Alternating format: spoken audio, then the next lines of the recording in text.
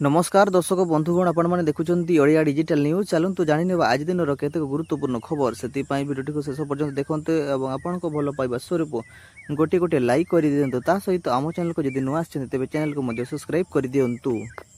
चाकरी करुवा व्यक्ति एक बड़ खबर कर्मचारी भविष्य निधि संगठन ईपीएफओ पक्षर ईपीएफ स्कीम 2024 लागू करा जायछि जहाद्वारा पीएफ कटा जाउथिबा नियम बड़ परिवर्तन आसीछि। एणिकी कंपनी गुडी आपण मनको मूल दरमा उपरे जेते अधिक पीएफ काटुथिले ताहा आउ बाध्यता मूलक होई परिबो नाही। नुआ नियम अनुसार सरकार 15,000 टंका बेसिक सालारी सीमा धार्य करिसेंती। एही सीमा पर 12% हिसाब रे मासकु मात्र 1800 टंका पीएफ काटिबा बाध्यतामूलक अर्थात जदि आपण दरमा 1 लाख टंका भी होई थाए तेबे आपण पीएफ खातारे केवल 1800 टंका कटेजिवो।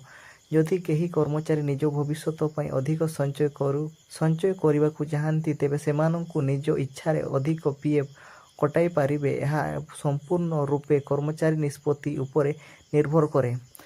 परवर्ती खबर आज प्रबल वर्षा 2 जिला को रेड वार्निंग जारी करिछि पाणीपाग विभाग। प्रबल वर्षा नहीं कोरापुट और मालकानगिरी को रेड वार्निंग जारी करिछि। से भली नवरंगपुर कलाहांडी रायगड़ा और गजपति जिले में प्रबल अति प्रबल वर्षा हेबार संभावना थिबारु ऑरेंज अलर्ट जारी करा जायछि। आसंता काली पई मध्य कोरापुट और मालकानगिरी रेड वार्निंग जारी करा जैथिबा बेले केन्द्रापड़ा जगतसिंहपुर कटक गंजाम पुरी खोर्धा और नयागढ़ जिले में केतेक स्थान में प्रबल अति प्रबल वर्षा हेबार संभावना रही। आसंता 6 दिन पर्यंत एभली पाणीपाग लगी रहिबा नै आकलन करा जायछि। पाणीपाग केन्द्र वर्तमान उत्तर पश्चिम बंगोपसागर एवं परवर्ती ओडिशा उपकूल सृष्टि होइथिबा घूर्णिबलय प्रभाव सृष्टि होइछि एक लघुचाप क्षेत्र जहाँ आगामी 2 दिन मध्य अधिक घनीभूत होबार संभावना रही। परवर्ती खबर फीफा वर्ल्ड कप 2024 मझिरे एक बड़ दुखद खबर सामना को आसीछि। 32 वर्षीय फिलिपाइंस फुटबॉलर सालिम खादर अल अस्कर को गोड़ी कर हत्या करा जायछि। इजराइल डिफेंस फोर्स गोड़ी बाजिबा जोगु तांकर मृत्यु होइछि। मात्र 5 मास पूर्व ही तांकर विवाह होइथिबा एवं तांको पत्नी गर्भवती थिले। फिलिस्तीन फुटबॉल एसोसिएशन सालिम खादर अल अस्कर को हत्या निश्चित करिछि। से खान यूनिस सर्विस क्लब पाई गोलकीपर भाव में खेलुथिले। एही खबर सामना को आसिबा परे लोके गभीर दुख प्रकाश करिसेंती। परवर्ती खेला जाउथिबा फीफा वर्ल्ड कप रे पाई फिलिस्तीन दल क्वालिफाई करि पारि नाही एवं एसीय क्वालिफायर्स रो स्थान पाइबा परे विफल हेबा जोगु तांकर टूर्नामेंट अंश होई पारे। चलित फुटबॉल विश्वकप 48 टी दल भाग नैछंती जहाँ अधीन रे समुदाय 104 टी मैच खेला जिवो। एहा प्रथम थर जेतेबेले 32 रु अधिक दल कौनसी फुटबॉल विश्वकप पाई मैदान को ओह्लाइछंती। परवर्ती खबर आंतर्जातिक बजार में अशोधित तेल सस्ता होइथिले मध्य ताहार लाभ एते शीघ्र ग्राहकों को मिली नाही। पेट्रोल दर एते कमिबनी बोली तैल मंत्री हरदीप सिंह पुरी स्पष्ट करिसेंती जे आउ किछि सप्ताह पर्यंत अशोधित तेल दर निम्नस्तर रहिबो ही तेल दर ह्रास संपर्क में विचार करा जाई परिबो। से कहिसेंती जे ईरान युद्ध द्वारा सारा विश्व ऊर्ध्व क्षेत्र में विभ्राट देखा जाइथिला। भारत किंतु यार तैल एलजी और एलएनजी ग्राहक मान यथा संभव सुरक्षा देवार सफल होइथिला। विभिन्न देश तेल दर बढ़ाई थिले। युद्ध हेबार 76 दिन पर्यंत अपेक्षा करथिबा परे क्षति हस देवाकू तैल कंपनी गुडी को पेट्रोल और डीजेल दर को चारि थरे के लीटर प्रति 8 टंका पर्यंत बढ़ाई थिले। सही वृद्धि विश्व अन्यतम सर्वनिम्न थिला बोली श्री पुरी कहिसेंती। परवर्ती खबर महाराष्ट्र पुणे रियल इंडस्ट्री युवक व्यवसायी केतन अग्रवाल हत्याकांड एवं नूतन मोड़ नहीं मामलार जांच करुथिबा पुणे ग्रामीण पुलिस एवं हत्याकांडर मुख्य अभियुक्त को तथा केतनर मंगेतर भावी पत्नी सियार प्रेमिक चेतन चौधरी जड़े क्लासमेट हेफाजत को नहीं अभियोग जे से छात्रों को केतन मर्डर प्लान विषय पूर्व जना थिला।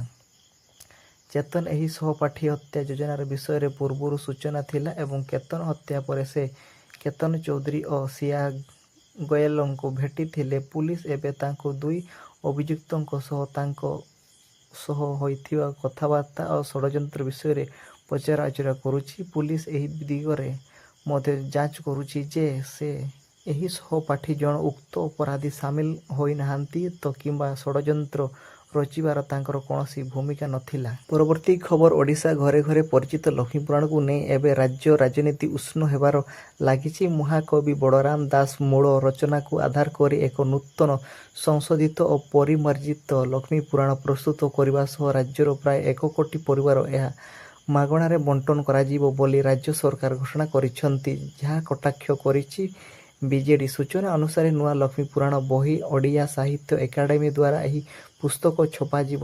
ଗତକାଲି ଲକ୍ଷ୍ମୀପୁରାଣ କରିଡର କାର୍ଯ୍ୟକ୍ରମ ଉପମୁଖ୍ୟମନ୍ତ୍ରୀ ପ୍ରତିଭା ପରିଡା ଏହି ସୂଚନା ଦେଇଛନ୍ତି। ସରକାର କହିବା ଅନୁଯାୟୀ ବଜାରରେ ଏବେ ମିଳୁଥିବା ଏବଂ ଘରେ ଘରେ ପଢ଼ାଯାଉଥିବା ଲକ୍ଷ୍ମୀପୁରାଣ ଅନେକ ଭ୍ରମାତ୍ମକ ତଥ୍ୟ ରହିଛି, ଯାହା ମୂଳ ଭାବଧାରାରୁ ବିଚ୍ୟୁତ। ଏହିପରି ଜଣାଶୁଣା ଗାୟିକା ନମିତା ଅଗ୍ରୱାଲ ଓ ଗୀତ ଦାସ ମଧ୍ୟ ଅଦ୍ୟାବଧି ଏହି ସମ୍ପୂର୍ଣ୍ଣ ସଂସ୍କାର ଗାଇ ଆସୁଥିଲେ ନେଇ ଅଭିଯୋଗ ହୋଇଛି। ପରବର୍ତ୍ତୀ ଖବର ଶୁକ୍ରବାର ଅମରନାଥ ଯାତ୍ରା ଆରମ୍ଭ କରିଛନ୍ତି ପ୍ରଥମ ଦଳର ଶହ ଶହ ତୀର୍ଥଯାତ୍ରୀ ବାବା ଫାର୍ବାନୀଙ୍କ ଆଶୀର୍ବାଦ ନେବାକୁ ବାହାରିଛନ୍ତି। ଏହି ଅବସରରେ ପ୍ରଧାନମନ୍ତ୍ରୀ ମୋଦି ଅମରନାଥ ତୀର୍ଥଙ୍କୁ ଏକ ଚିଠି ଲେଖିଛନ୍ତି। ସେ କହିଛନ୍ତି ଯେ ଜାମ୍ମୁ କାଶ୍ମୀରରେ ପବିତ୍ର ଅମରନାଥ ଯାତ୍ରାରେ ଅଂଶଗ୍ରହଣ କରୁଥିବା ନିଜେ ଏକ ବଡ଼ ସୌଭାଗ୍ୟ କଥା। ତୀର୍ଥଯାତ୍ରା ପ୍ରଥମ ଦିନ 3 ଜୁଲାଇ ଶ୍ରଦ୍ଧାଞ୍ଜଳି ପ୍ରାରମ୍ଭିକ ଦଳ ହର ହର ମହାଦେବ ଧ୍ୱନି ମଧ୍ୟରେ ଜାମ୍ମୁ ସେବ କ୍ୟାମ୍ପସରୁ ପହଲଗାମ ଏବଂ ବାତାଲ ରୁଟ୍ ପାଇଁ ପ୍ରସ୍ଥାନ କରିଥିଲେ। ଏହି ପ୍ରଥମ ଦିନରେ 4800ରୁ ଅଧିକ ତୀର୍ଥ ବାବା ଫାର୍ବାନୀଙ୍କ ପବିତ୍ର ଗୁମ୍ଫା ଅଭିମୁଖେ ଯାତ୍ରା ଆରମ୍ଭ କରିଥିଲେ। ଲେଫ୍ଟନାଣ୍ଟ ଗଭର୍ଣ୍ଣର ମନୋଜ ସିହ୍ନା ଜାମ୍ମୁର ଭାଗବତୀ ନଗର ସେବକ କ୍ୟାମ୍ପସରୁ ବାଚୁକ ପତାକା ଦେଖାଇ ଶୁଭ ଆରମ୍ଭ କରିଥିଲେ। 816 ମହିଳା ସମେତ ମୋଟ 4822 ତୀର୍ଥ ଏହି ପ୍ରଥମ ଦଳର ସାମିଲ ହୋଇଥିଲେ।